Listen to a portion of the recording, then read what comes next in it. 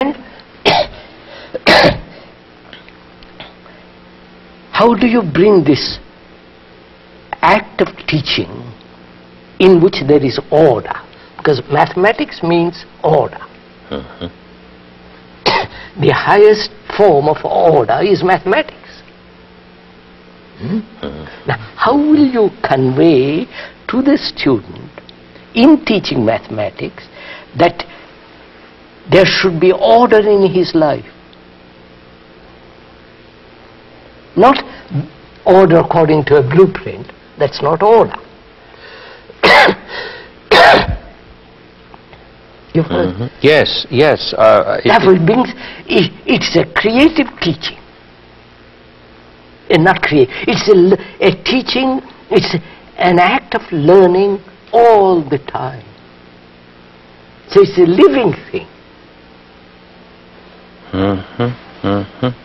That's something I've learned, and I'm going to impart it to you.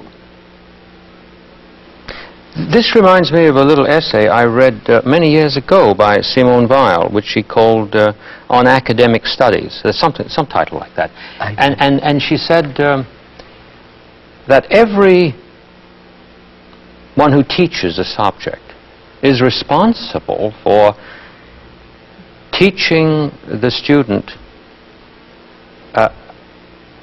the relation between what they're studying and the students making a pure act of attention. I know, of course. And that if this doesn't take place, the whole thing doesn't mean a thing. So that's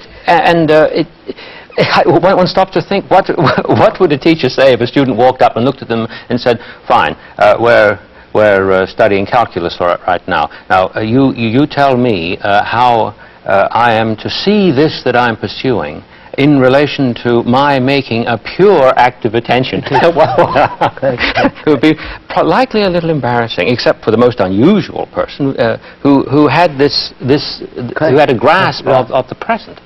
Yes. So, sir, that's just it. Yes. What is the relationship of the teacher to the student in education?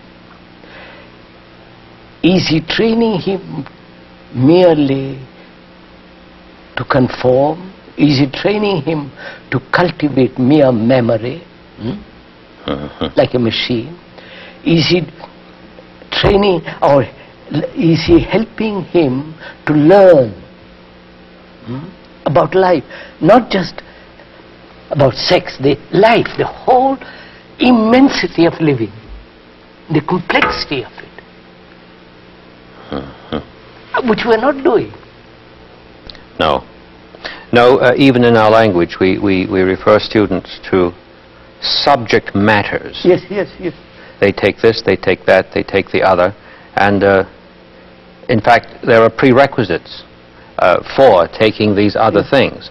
And this builds a notion of education which has absolutely no relationship to what... none at all. And yet, amazingly, in the catalogues of colleges and universities across the country, there is, in the first page or so, a rather pious remark about the relation between their going to school and the values of civilization. And we have this whole, and that turns out to be learning a series of ideas. Well, I don't know whether they do it anymore, but they used to put the word character in there. They probably decided that's unpopular, might very well have dropped that out by now, I'm not sure. Yes, yes, yes, I'm following what you say. So, when you feel responsible, there is a flowering of real affection. A flowering of care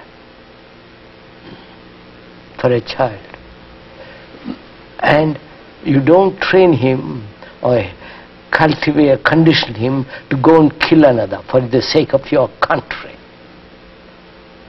You follow? All that is involved in it.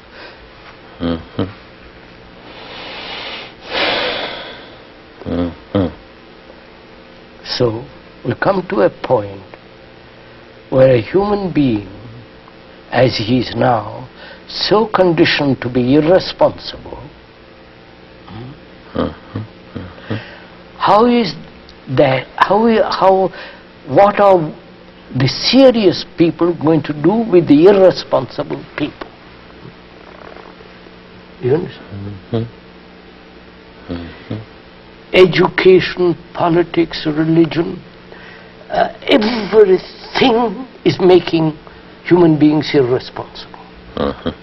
I'm not exaggerating, this is so. Oh no, you're not exaggerating, yes. Now, I see this as a human being. I say, what am I to do? You follow, sir? What is my responsibility in face of the irresponsible? Well, if it's to start anywhere, as we say in English, it must start at home. It would have to start with me. So I say, that's the whole point. I have to start with me. Right. Then if from that question arises, then you can't do anything about the irresponsible. No, exactly. No, sir. Something strange takes place. Oh, I misunderstood you. I'm sorry. What I meant by replying there is that I don't attack the irresponsible. No. No. Yes, go ahead. Yes. Something strange takes place, which is consciousness.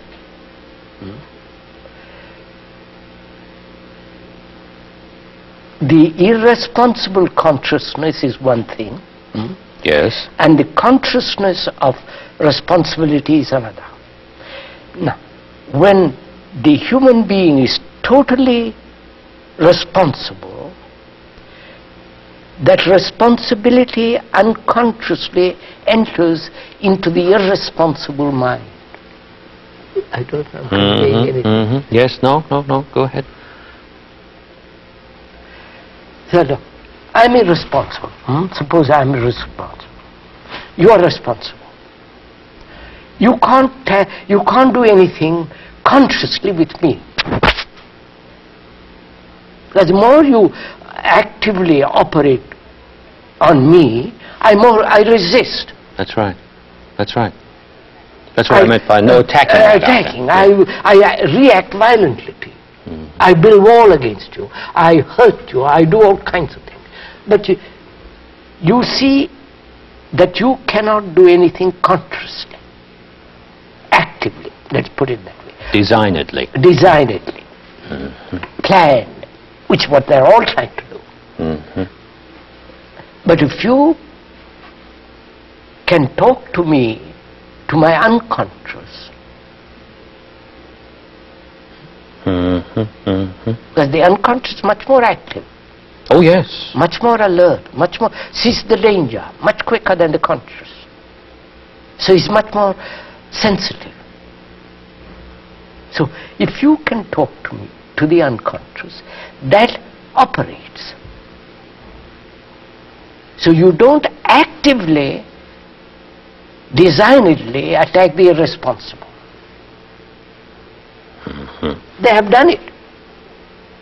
And they have made a mess of it. Oh yes, it compounds, complicates the thing further. Whereas if you talk to him, you talk to me, but your whole inward intention is to show how irresponsible I am, what his responsibility means. You follow? Yes. You care. In other words, you care for me. Yes.